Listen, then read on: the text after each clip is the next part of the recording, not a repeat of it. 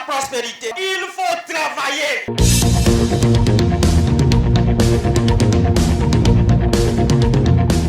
Ce qu'un homme aura semé, il le moissonnera aussi. Celui qui sème pour la chair récoltera de la chair la corruption. Celui qui sème pour l'esprit récoltera la vie éternelle. La foi a besoin de carburation, qu'elle soit neuve ou ancienne. Le carburant de ta foi est la parole que tu viens entendre ici. Bien-aimé dans le Seigneur, que sèmes-tu? Connais-tu quelqu'un qui a semé pour la chair et qui a eu la vie éternelle, qui a vécu selon ses désirs et qui a été reçu dans le pays de repos que Dieu nous a promis? Irrite-tu Dieu? Tu es femme ici et dans ton cœur tu as de coépouses, tu as les enfants de ta coépouse. Tu peux me garantir que c'est tes enfants qui vont te garder demain. Ce qu'un homme aura semé, il le moissonne toujours. Ce que tu auras semé en tant que femme, tu vas le moissonner. Parfois nous voyons des enfants, ils n'ont pas l'amour pour leur père parce que le père faisait sa vie et il laissait les enfants. Si le père n'a pas, c'est autre chose, mais il a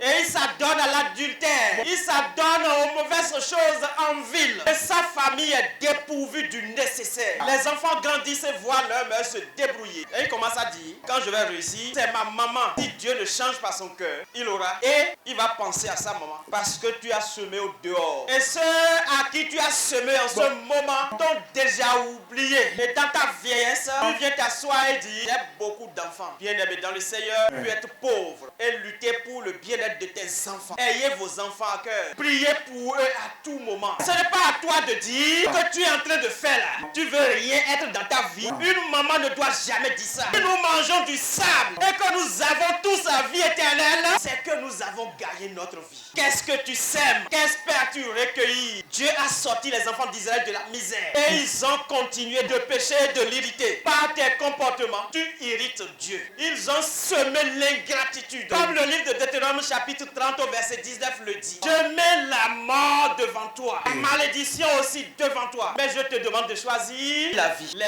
pas que tu poses constituent ce que tu sèmes. Ce que tu sors de ta bouche ne constitue que ce que tu sèmes. Psaume 37 verset 25. J'ai été jeune, j'ai vieilli. Jamais je n'ai vu le juste abandonné. Aie confiance en Dieu. Écoute ce qu'il te dit. C'est Dieu qui a dit. Josué 1er verset 5. Tant que tu tiendras bien devant moi, quand tu seras dans l'intégrité et dans la justice, il ne tiendra devant toi quand tu vivras. Vous pensez que Jésus, pour que son nom appelle la gloire aujourd'hui, pourquoi l'obéissance? Jeune, étudie, reste dans la voie de Dieu. Après avoir étudié, c'est Dieu qui va te bénir. Il y a une bénédiction qui vient du monde. Elle est très éphémère. Tu peux être sus dans ce monde, avoir beaucoup de choses et en peu de temps, tout est réduit à rien. Si nous voulons la prospérité, il faut travailler.